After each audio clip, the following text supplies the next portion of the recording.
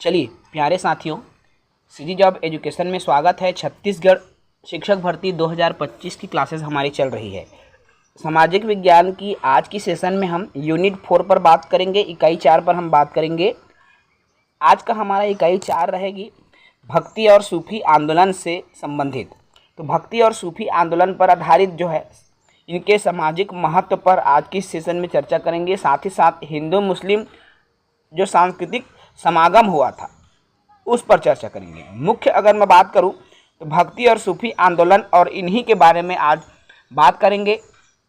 साथ ही साथ सिख संप्रदाय पर भी चर्चा होगी, क्योंकि आपके सीजी टेट में सिख संप्रदाय के बारे में भी प्रश्न पूछा गया है। ठीक है, तो कुछ एक्स्ट्रा पॉइंट है जिस पर भी हम इस वीडियो में टच करेंगे। छत्तीसगढ़ शिक्षक भर्ती 2025 शिक्षक सभी विषय, चाहे कला वाले हो, गणित, विज्ञान, आर्ट्स, सभी विषयों के लिए उपयोगी हैं। तो चलिए आज की सेशन की शुरुआत करते हैं। जो भी अभी तक हमारे क्लास को नहीं अटेंड कर पाए हैं तो पिछला जो 3 यूनिट है आप जाकर देख सकते हैं। चलिए शुरू करें। इकाई 4 यूनिट 4 इकाई 4 भक्ति और सूफी आंदोलन। सबसे पहले देखिए, ये जो आंदोलन है मध्यकालीन भारत में धार्मिक सुधार के लिए ये आंदोलन चलाया गया। धार्मिक सुधार से तात्पर्य है, कहना चाहिए एक ऐसी काल आती है, पूर्व समय की मैं बात कर रहा हूँ, इतिहास की मैं बात कर रहा हूँ, कि धड़ल्ले से उसी राह की ओर, जैसे वैदिक सभ्यता आया, हर कोई वेदों को मानने लगे। उसके बाद में जो अलग अलग संप्रदाय, अलग अलग धर्म आते गए और उसके अनुयायी लोग होते गए। तो इस तरह से जो हमारा इतिहास है, इतिहास जो रहा है।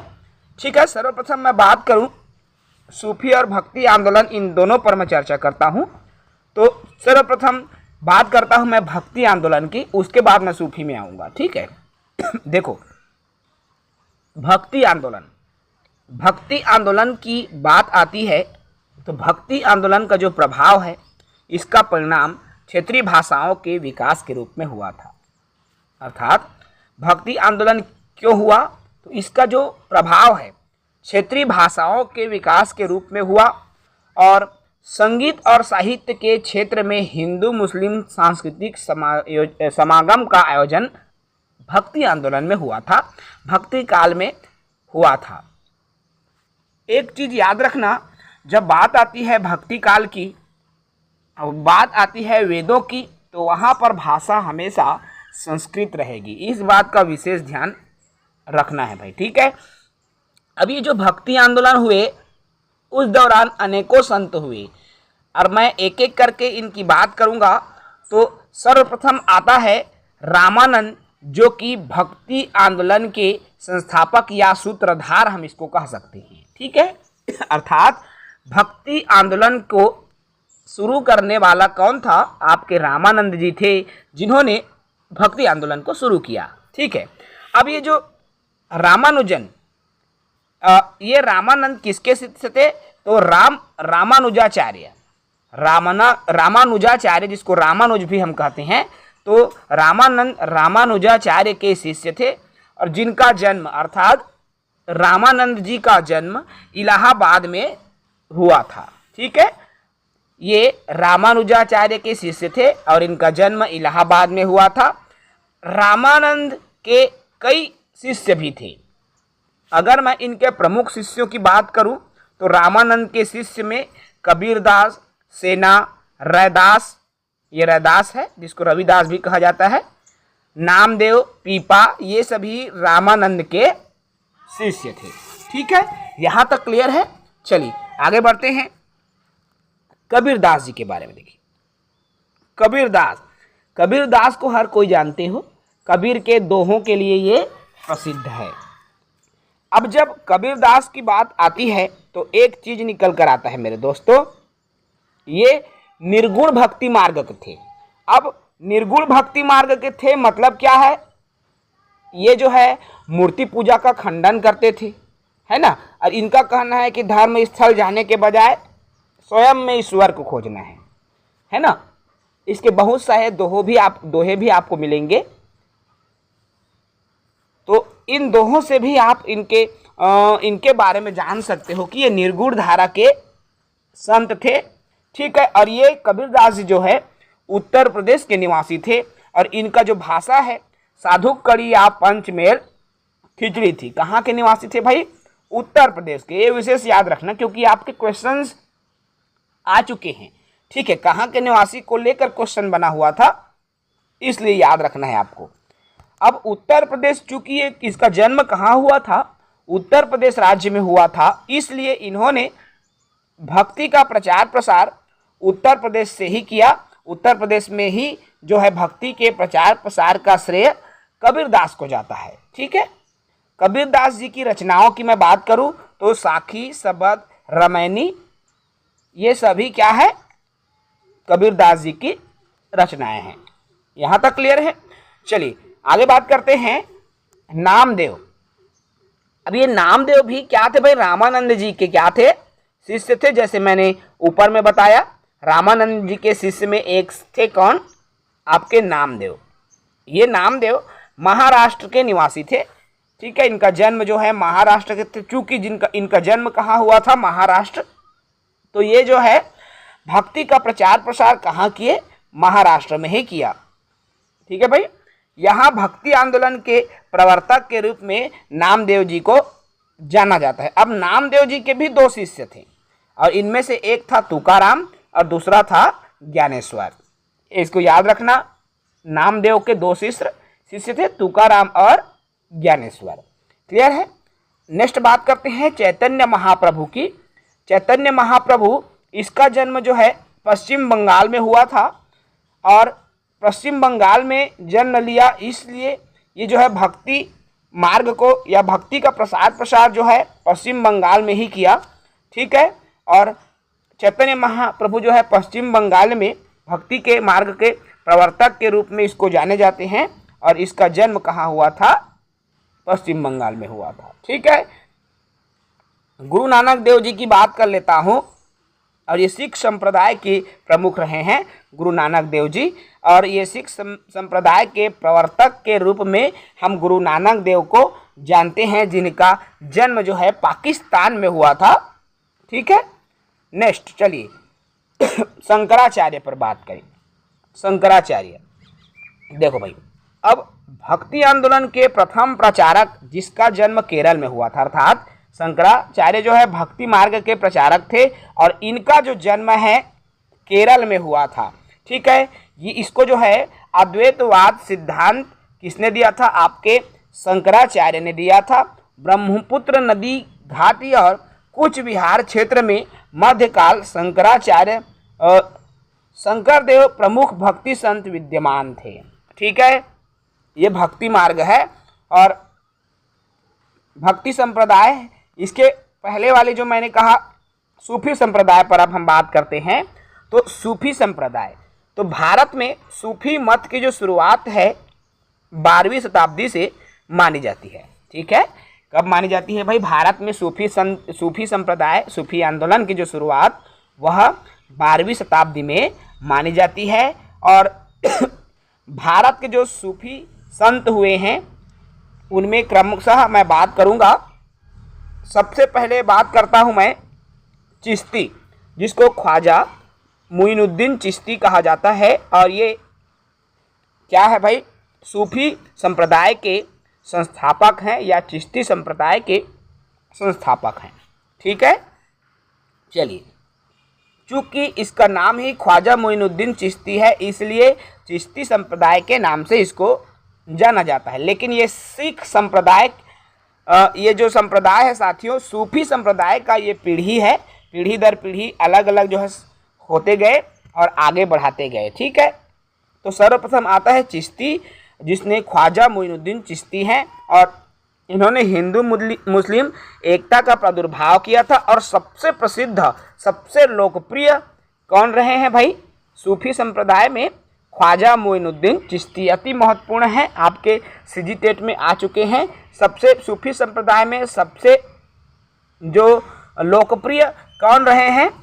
तो इसमें आपका ख्वाजा मुइनुद्दीन चिश्ती जो कि सबसे लोकप्रिय रहे हैं, याद रखना। उसके बाद होता है सुहरावर्दी संप्रदाय, और इस संप्रदाय के संस्थापक शेख सिहबुद्दीन उमर सुहरावर्दी हैं।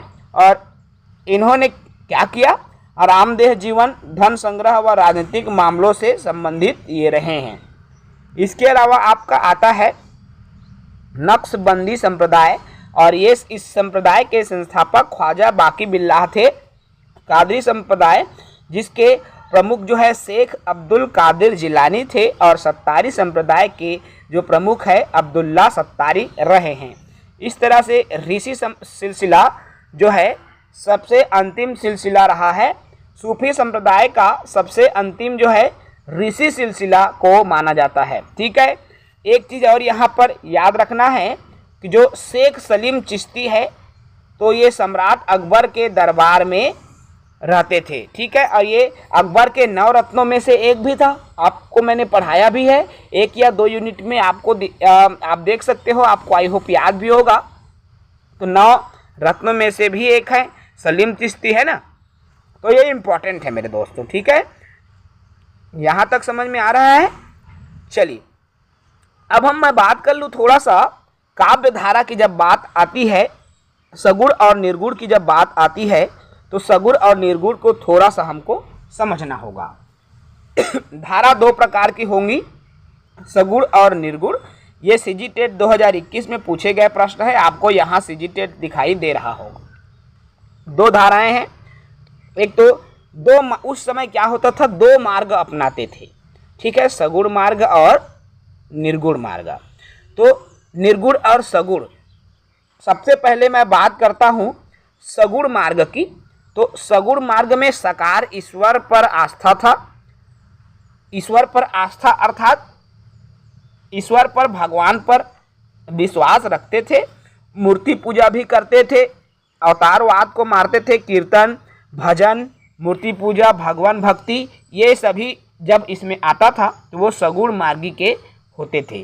ठीक है, और सगुण मार्गी में भी 2 हुए, कृष्ण को मानने वाले कृष्ण मार्गी, श्री राम को मानने वाले राम मार्गी। ठीक है, तो राम मार्गी में सगुण, देखो सगुण धारा में राम को मानने में तुलसीदास जी हुए, नाभादास जी हुए, और कृष्ण जी को मानने में वल्लभाचार्य, चैतन्य महाप्रभु, सूरदास जी, मीराबाई, नरसिंह मेहता, विद्यापति, चंडीदास, तो ये सभी जो है कृष्ण मार्गी रहे हैं। और ये सभी क्या है भाई, सगुण धारा के संत हैं।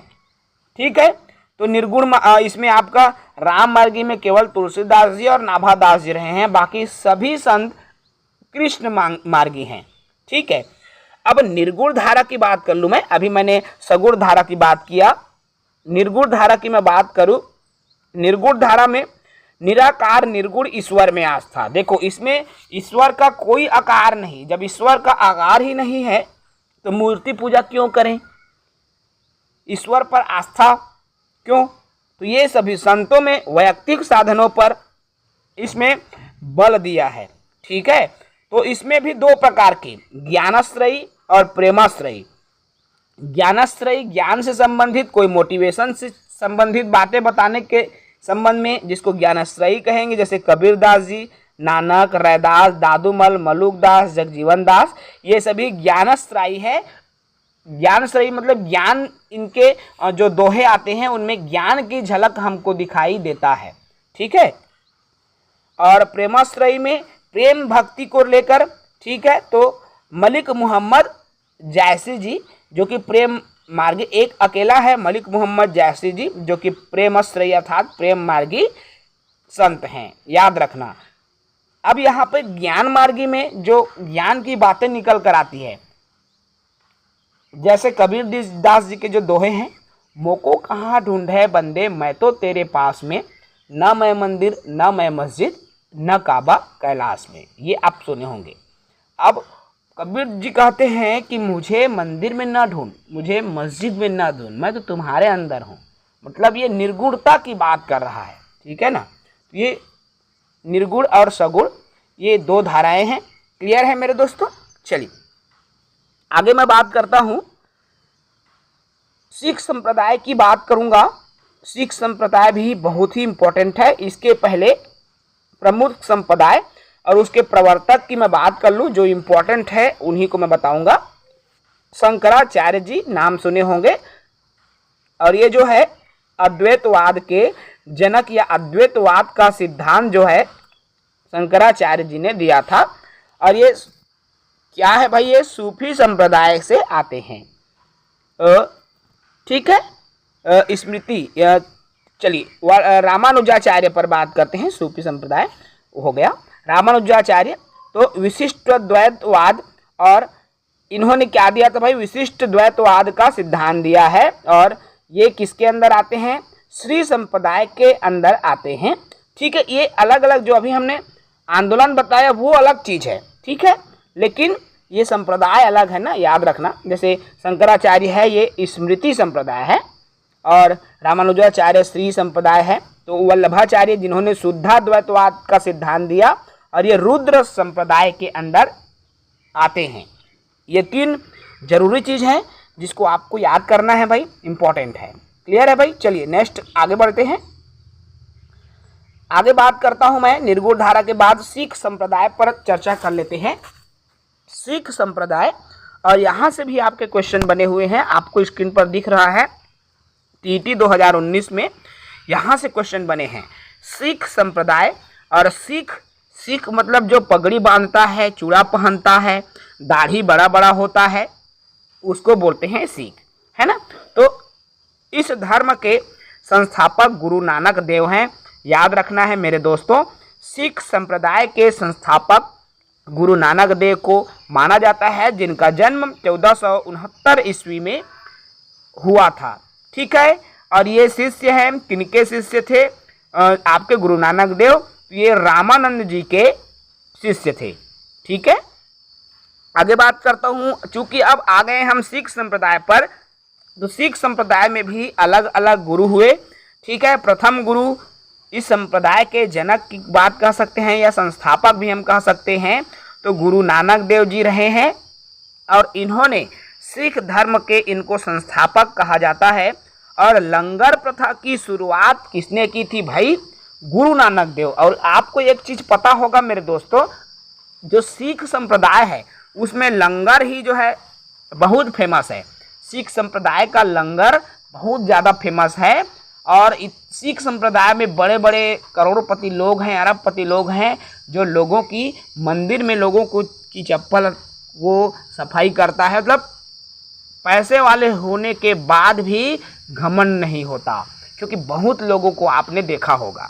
ये सिख संप्रदाय है जहाँ लंगर प्रथा की शुरुआत गुरु नानक देव जी ने की थी। ठीक है, गुरु नानक देव के बाद में अंगद देव हुए। अब गुरु अंगद देव, इन्होंने गुरुमुखी लिपि की शुरुआत की, इसको भी याद रखेंगे, इंपॉर्टेंट है। ठीक है, उसके बाद आता है गुरु रामदास जी। गुरु रामदास जी जिन्होंने अमृत, देखिए तीसरा नहीं है, इंपॉर्टेंट है इसलिए मैं इस पर बात कर रहा हूँ, गुरु रामदास, और इन्होंने अमृत शहर की स्थापना की। और ये गुरु रामदास जो है अकबर के समकालीन रहे हैं। उसके बाद गुरु अर्जुन देव प्रमुख हैं, जिन्होंने आदि ग्रंथ की रचना की। स्वर्ण मंदिर का भी इन्होंने निर्माण करवाया। ठीक है, जहांगीर ने तालाब में डुबाकर इसको मरवा दिया था, अर्थात खुसरो के इन्होंने संरक्षण लिया इस कारण से। अब गुरु तेग बहादुर, तो गुरु तेग बहादुर जो है इस्लाम धर्म न अपनाने के कारण औरंगजेब द्वारा इनकी हत्या कर दी गई थी। देखो, ये चूंकि गुरु तेग बहादुर क्या थे, सिख संप्रदाय के थे, सिख धर्म के प्रवर्तक थे। लेकिन उस समय इस्लाम धर्म, क्योंकि वहाँ औरंगजेब का शासन था, तो इस्लाम धर्म का प्रचार प्रसार हो रहा था। लेकिन गुरु तेग बहादुर ने इस्लाम धर्म को नहीं माना, इसलिए औरंगजेब द्वारा जो है तेग बहादुर की हत्या कर दी गई थी। ठीक है, उसके बाद आता है गुरु गोविंद सिंह, जिनका जन्म पटना में हुआ था। ठीक है, अब गुरु की परंपरा, यही अंतिम गुरु है, याद रखना। सिख संप्रदाय में जो अंतिम गुरु हुए वो गुरु गोविंद सिंह हैं। और उसके बाद अब गुरु की परंपरा सिख संप्रदाय से समाप्त हो गई, और अब गुरु नहीं होते हैं सिख संप्रदाय में। क्लियर है, इसके बाद गुरु परंपरा ही समाप्त हो गई। और इस गुरु गोविंद सिंह ने खालसा पंथ की स्थापना की, और इन्होंने ही 5 क का निर्माण किया। देखो भाई, 5 क का निर्माण किया। और वो 5 का क्या है, कंघा, अर्थात बालों में कंघा मत करो। बाल इसलिए लंबे लंबे देखना उन लोग को दिखते हैं, पगड़ी बांधे रहता है। कड़ा पहनना, इसलिए वो लोग चूड़ा पहनते हैं। आपने देखा होगा सिख लोग कच्छा पहनते हैं और पैंट शर्ट पहनते हैं, ज़्यादातर वाइट कलर के, है ना। और कृपार और केस, तो इनके केस भी बड़े बड़े होते हैं, हेयर जो है ना। तो ये 5 चीज़ें हैं, अर्थात गुरु गोविंद सिंह ने 5 का निर्माण किया, ठीक है। और किसने किया था, गुरु गोविंद सिंह, और यही जो है सिख संप्रदाय के अंतिम गुरु रहे हैं। यहाँ तक क्लियर है मेरे दोस्तों। चलिए आगे बात करता हूँ। आगे थोड़ा सा हद के टॉपिक है, इसी में का हिस्सा इसलिए हम मान रहे हैं क्योंकि इसमें मैं थोड़ा सा आपको बता देता हूँ ताकि क्लास भी एक सही टाइमिंग में रहे, ठीक है। चलिए मराठा संप्रदाय में थोड़ा सा हम इम्पोर्टेंट चीज़ों को बात कर लेते हैं। मराठा काल में कुछ संधियाँ हुई थी, जैसे बेसिन की संधि 1802 में, और ये कहाँ, बाजीराव द्वितीय और अंग्रेज के बीच में हुई थी। देवगांव की संधि हुई थी 1803 में। सुरजी अर्जन गांव की संधि हुई थी 1803 में। राजपुर घाट की संधि हुई थी 1804 में। मंदसौर की संधि हुई थी 1818 में। मैंने इसको क्रम से लिखा हुआ है। मंदसौर की जो संधि 1818 में हुई थी, मल्हार राव होलकर सेकंड और अंग्रेज के बीच में ये संधि हुई थी। भारत में कुछ ब्रिटिश शासन का भी आगमन हुआ है, और भारत में जो है ब्रिटिश शासन के उदय 1757 के आसपास माना जाता है, और 1947 तक जो है 200 साल तक हमारा देश ब्रिटिश शासन का गुलाम रहा है। लगभग 1957 के आसपास माना जाता है, 1757 के आसपास, और 1757 से भारत जो है अंग्रेजों का अर्थात ब्रिटिश शासन का गुलाम था। पूरे 200 साल ये जो है भारत देश ब्रिटिश का गुलाम रहा, और 1947 में भारत देश आज़ाद हो गया, ठीक है। क्लियर है मेरे दोस्तों। आगे बात करता हूँ। अब भारत में चूंकि यूरोपीय जो है शासन का आगमन कैसे कैसे हुआ, तो यूरोपीय व्यापारी बनकर आए थे, ठीक है। यूरोपीय व्यापार करने के उद्देश्य से हमारे देश में आए थे। सबसे पहले व्यापारी आया, व्यापारी राज किया। उसके बाद जैसे ही पुर्तगाली आया, खदेड़ दिया व्यापारियों को, ठीक है, यूरोपीय व्यापारियों को। अब उसके बाद डच आया, ठीक है, आते गए और पिछला वाले को खदेड़ते गए ना, याद रखना। उसके बाद अंग्रेज आए, डेनिश आए, फ्रांसीसी आए, स्वीडिश आए। इस तरह से एक क्रम है जो भारत में यूरोपीय कंपनियों का आगमन हुआ, और भारत में मूल्यवान जो वस्तुएं हैं उसको ले जाने के लिए आए थे। हमारे देश के जो बहुत सारे जैसे बड़े बड़े विश्वविद्यालय, नालंदा, तक्षशिला, वहाँ पर जो वैदिक कहना चाहिए ग्रंथ थे, ग्रंथ को ले गए मेरे दोस्तों। हमारे हिंदुस्तान में नहीं कहूँगा, पूरे विश्व में जो है ये महाभारत, जो रामायण, भागवत गीता, ये सभी ग्रंथ थे। इसमें बहुत सारी आयुर्वेद की जानकारी, जो चीज़ें आज हम साइंस में पढ़ते हैं, वो हजारों साल पहले ग्रंथ में पहले से विद्यमान था। समझ रहे हैं। और सबको कौन ले गया, विदेशी आए, तो सभी प्रकार के ज्ञान, साथ ही साथ कलाओं को, सब चीज़ को यहाँ से लेकर चले गए। और सबसे पहले हमारे देश आने वाला प्रथम यूरोपीय पुर्तगाली वास्को डी गामा था। याद रखना, जो प्रथम यूरोपीय व्यापारी में कौन था, वास्को डी गामा थे, जो कि हमारे देश आए और अरब सागर से ये होकर आए थे। राजा जमोरिन के दरबार में कालीकट, केरल में ये आए।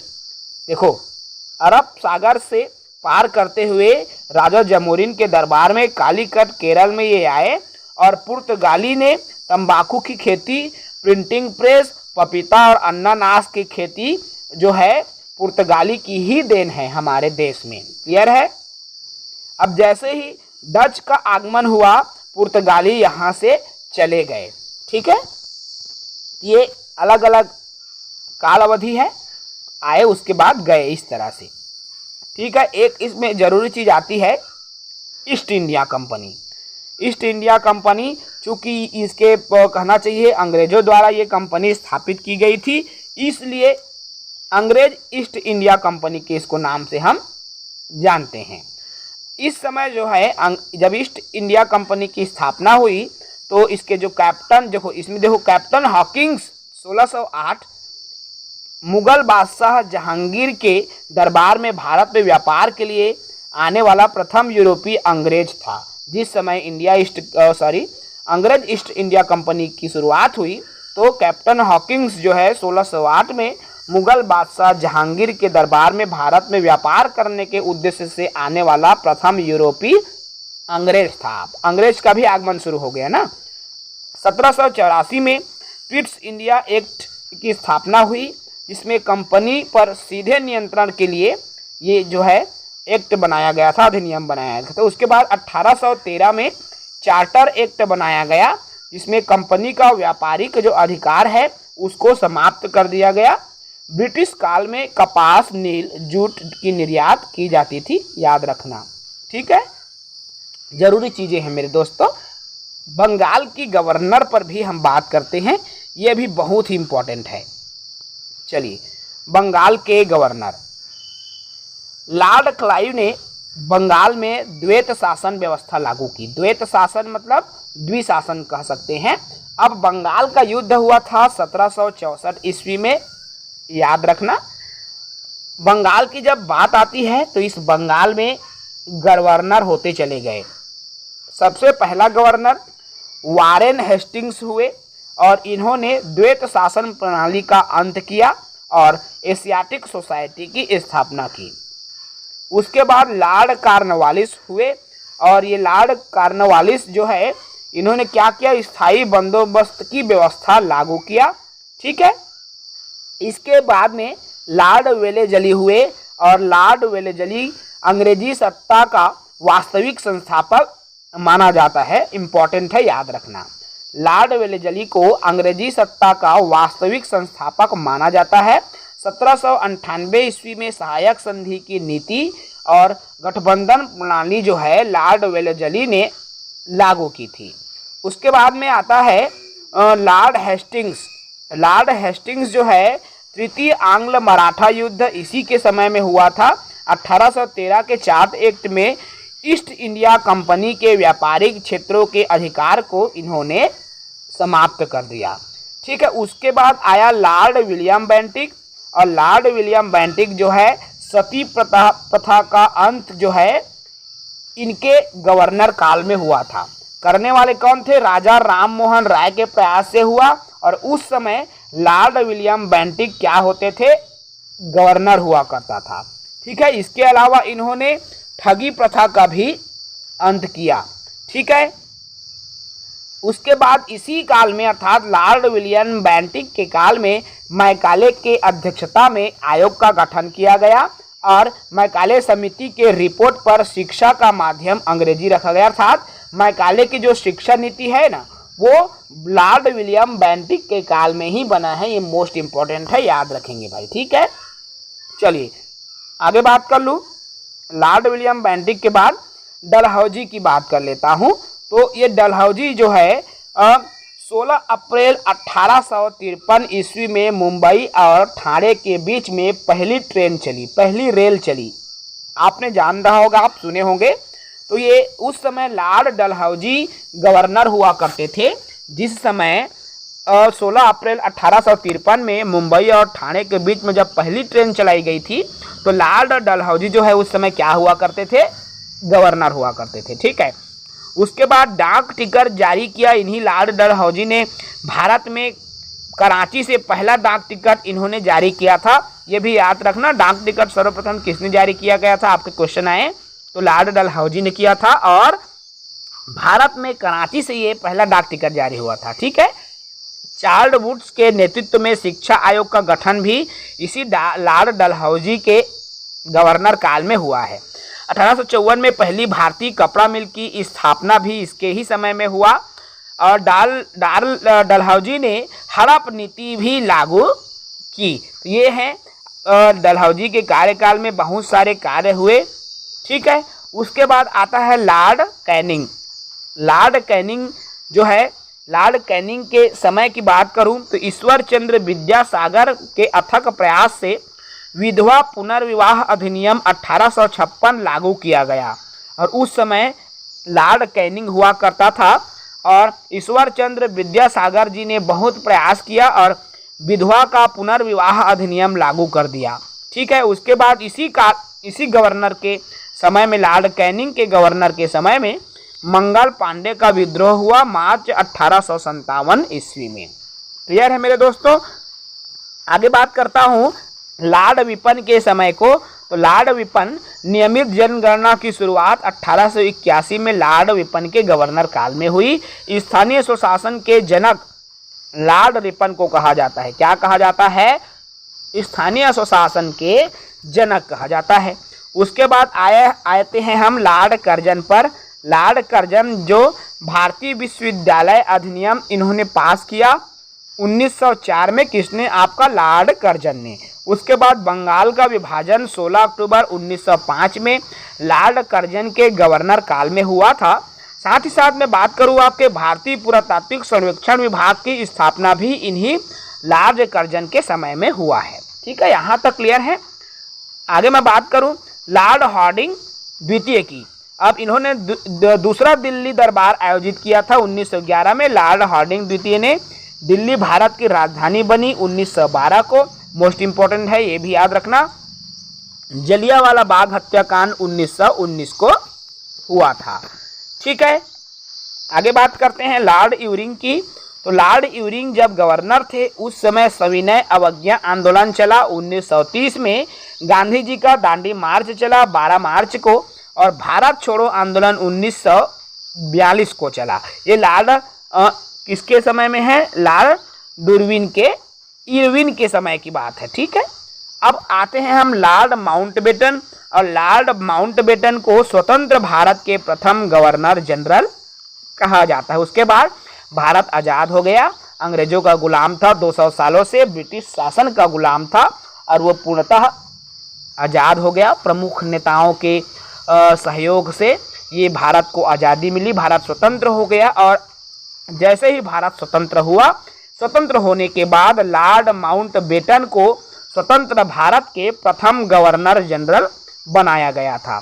ठीक है, ब्रिटिश शासन के अंतिम वायसराय के रूप में लॉर्ड माउंटबेटन को माना जाता है। उसके बाद सी गोपालाचारी स्वतंत्र भारत के अंतिम गवर्नर जनरल एवं प्रथम भारतीय माने जाते हैं। ठीक है, यहाँ तक क्लियर है मेरे दोस्तों। आई होप ये क्लास आपको अच्छा लगा होगा। आज की सेशन को हम यही समाप्त करेंगे। भक्ति आंदोलन और सूफी आंदोलन में इतना ही है। ठीक है, नेक्स्ट वीडियो अगली यूनिट के साथ आएंगे और आप सभी साथी कंटिन्यू बने रहें। छत्तीसगढ़ शिक्षक भर्ती 5000 पदों पर शिक्षक भर्ती तय है। ठीक है, तो ये भर्ती आएगी और आप भी इसकी तैयारी जो है करते रहेंगे, क्योंकि मैं कंटिन्यू प्रतिदिन मॉर्निंग में 9 बजे आप सभी के लिए वीडियो प्रोवाइड कर रहा हूँ। ठीक है, जैसे ही ये ख़त्म होगा अदर सब्जेक्ट्स की वीडियो भी हम कंटिन्यू आप सभी के लिए प्रोवाइड करेंगे, लाते चलेंगे। हमारे साथ जुड़े रहेंगे। साथी नए हैं भाई, चैनल को सब्सक्राइब करेंगे। चैनल को तो बिल्कुल सब्सक्राइब करेंगे और वीडियो को लाइक ज़रूर करेंगे, क्योंकि देखिए लाइक करते हैं तो हमको मनोबल मिलते हैं, क्योंकि हम बिल्कुल फ्री आप सभी को स्टडी करवा रहे हैं। निःशुल्क कक्षा है, तो लाइक तो आप कर ही सकते हो मेरे दोस्तों। जय हिंद, वंदे मातरम।